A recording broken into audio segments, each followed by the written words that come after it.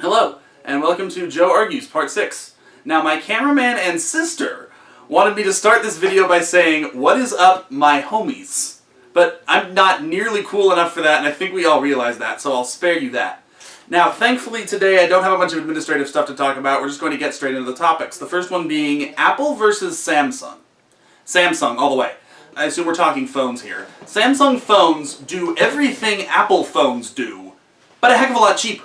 The late model iPhones are somewhere north of $1,000. I have a Samsung that I've had for the last 2 years that costs $100, and it does everything that anybody's iPhone will do. I have yet to find something that I need to do that phone will not do. So, Samsung all the way. It does everything an Apple does, but it's so vastly much cheaper.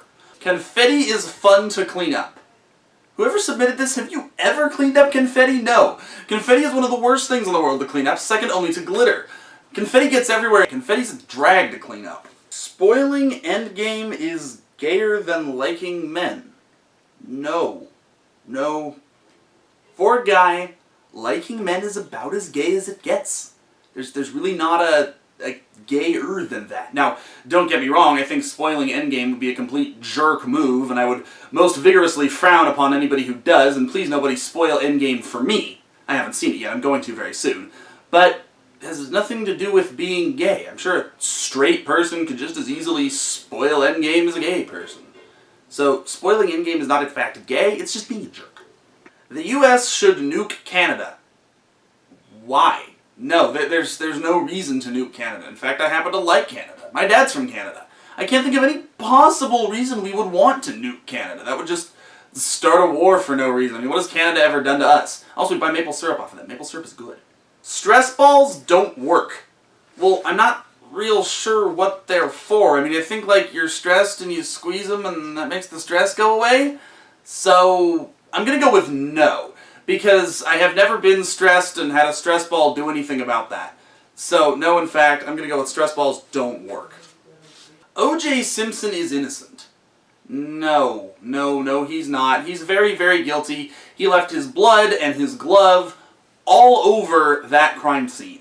O.J. did it. The only reason he got acquitted is because he had some slick defense attorney who basically put Mark Furman on trial for racism instead of actually trying the facts of the case. I mean, this man was such a scumbag, he resorted to arguing about Marcia Clark's hair. The man couldn't lawyer his way out of a paper bag. He's a sleazo, a salesman with a bunch of cheap tricks. And that, combined with the fact that the jury didn't want to convict a celebrity, is what got O.J. off. O.J. is guilty. O.J. is guilty beyond guilty. He was found civilly liable in a civil suit a few years later.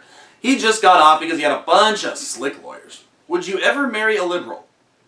Yes, with the caveat that it depends on the liberal.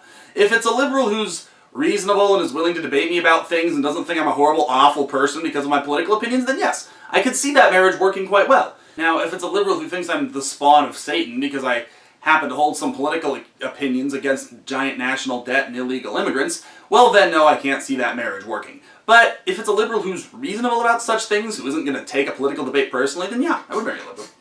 Assault weapons should be banned. No, because assault weapons aren't even a thing. Assault weapons are a term brewed up by a bunch of politicians in the 80s who wanted to push for a ban on rifles that looked scary and sounded scary, so they needed a scary name for them. So they came up with assault weapon. Assault rifles are a thing, but those have been illegal in this country since 1934 because they shoot fully automatic. Unless you jump through a whole lot of federal hoops, including a 9-month background check and a $200 tax stamp, it's impossible to get a true full-auto assault rifle. Assault weapon is simply a term that's been invented by a bunch of politicians for otherwise benign semi-automatic rifles. These assault weapons bans end up just banning rifles because they look scary. Consider, for instance, your average Mini 14. It's made by Ruger. It shoots .223 Remington. It's a semi-automatic rifle, not covered by most assault weapons bans because it has a straight wood stock and nothing hanging off the front end. It doesn't look scary. Now consider an AR-15. It's black, it has a pistol grip, it has a collapsible stock. It's fundamentally the same rifle. It feeds from a detachable magazine. It shoots .223 Remington. It's got the same rate of fire, same ammo, same everything. As far as damage you can inflict, they're basically about the same. But an AR-15 looks scary while a Mini 14 does not, so an AR-15 gets banned for being an assault weapon. Semi-automatic weapons are not inherently a problem. In fact, no gun is inherently a problem. The problem is the hands of the person you put it in. Yes, of course, if you put a gun, a semi-automatic gun or any other gun, in the hands of a madman who's bent on killing a bunch of people, well then he's going to do that. But that same madman can kill a bunch of people with a bomb or by driving a car through a crowd. I mean, look at the attack in Nice, France a couple of years ago by an Islamic terrorist who drove a truck through a crowd, 80 people dead. Oklahoma City, bombing of the federal building in 1993, over 160 people dead. 9/11, box cutters on airplanes, almost 3,000 people dead. None of these things involved any guns. Statistically, if you want to kill a bunch of people, a gun is a handicap. The worst mass shooting we've had in this country only killed about 60 people. Oklahoma City, like I said, over 160 dead. That was a bomb attack, and you've got over 3 times the casualties. The London and Madrid subway bombings, also horrible attacks, inflicted, I can't remember off the top of my head, but a bunch of casualties. Didn't involve any guns. So banning assault weapons changes nothing, except that it criminalizes a whole bunch of law-abiding gun owners who have otherwise legal guns laying around their closets. Remember, the only people that are going to comply with an assault weapons ban are the law-abiding people that you don't have any reason to worry about. And that's all the topics we have. I enjoy doing these, and clearly people enjoy watching them, so if you want these to continue, please send in more topics. There's a link in the Google form to do just that. Thank you to everybody that does send in topics. Also, please keep sending in songs. That updated version of Joe Reacts to Music is coming sometime end of this week, beginning of next week. So we are still taking song requests, so please, if you have any, send them in. I'll do any genre but rap, and thanks for watching.